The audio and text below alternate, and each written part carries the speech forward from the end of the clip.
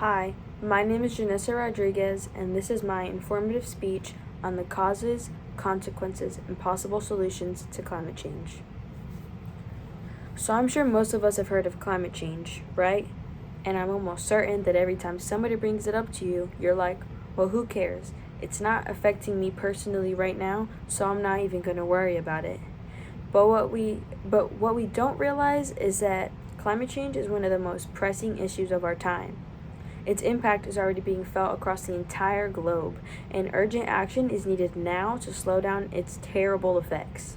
Today, I'll be discussing the causes, consequences, and possible solutions to climate change.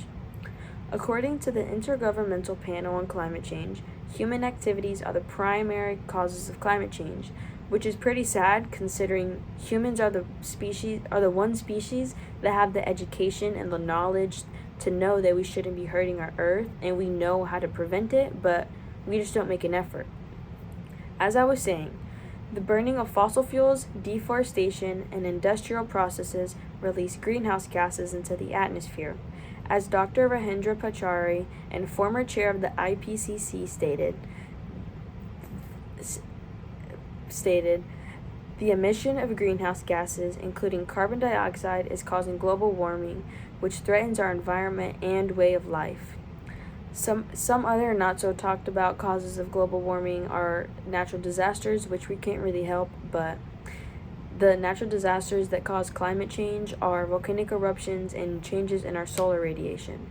But these factors are generally less significant when compared to the damage of our own human activities that we have on our planet.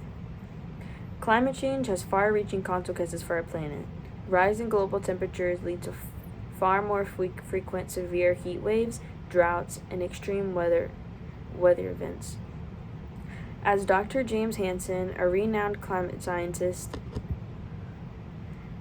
warns, climate change is here and it's affecting the world's poorest people the most, which is sad because they really can't help it, because most poor people don't have the education or the money to try to prevent this from happening. Additionally, melting of polar ice caps and glaciers contributes to the rising of sea levels, threatening coastal communities and biodiversity. The impacts of climate change on biodiversity are extremely alarming. Climate change rises temperatures and changes weather patterns, which makes it far more difficult for some species to survive in their own homes. For example, some species may be forced to migrate to new areas in search of food and water, while others that can't migrate are at the risk of being extinct. According to the World Wildlife Fund, a quarter of Earth species may be at risk of extinction due to climate change by 2050, which, when you really think about it, that's only 26 years away, and more than likely you and I will still be living on this planet and being affected by climate change. Additionally, climate change can cause changes to the timing of seasonal events, such as the migration of birds or the blooming of flowers, which can disrupt the delicate balance of ecosystems and lead to future declines of biodiversity. As Sir Attenborough, a prominent naturalist, stated, if we damage the natural world, we damage ourselves. The loss of biodiversity disrupts ecosystems, reduces food availability, and jeopardizes our own survival. With the challenges posed by climate change, while the challenges posed by climate change are extremely immense, there is hope.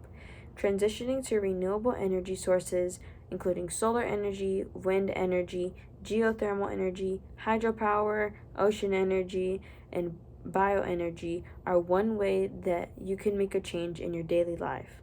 Another way is improving energy efficiency by making energy efficient choices.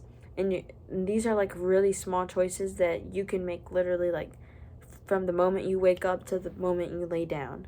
We can use energy efficient light bulb. We can turn off our electronics and lights whenever they're not being used. We can ride bikes and buses and walk to place instead of using our cars, which release CO2 into our atmosphere, which which goes into climate change, or we can carpool with people, and so that we're using one car instead of two. We can reduce our water usage, and we can support local policies and programs that support energy efficiency. The changes that we make now are crucial steps to slowing down the damage that's going to be huge in the future. One change might not feel like a lot, but it starts with you, and together we can really make a change. As former UN Secretary General Ban Ki-moon emphasized, the era of consumption without consequence is over. We must raise awareness, advocate for policy changes, and make environmentally conscious choices in our daily lives to combat climate change. These solutions must start before our future generations are affected more than ever.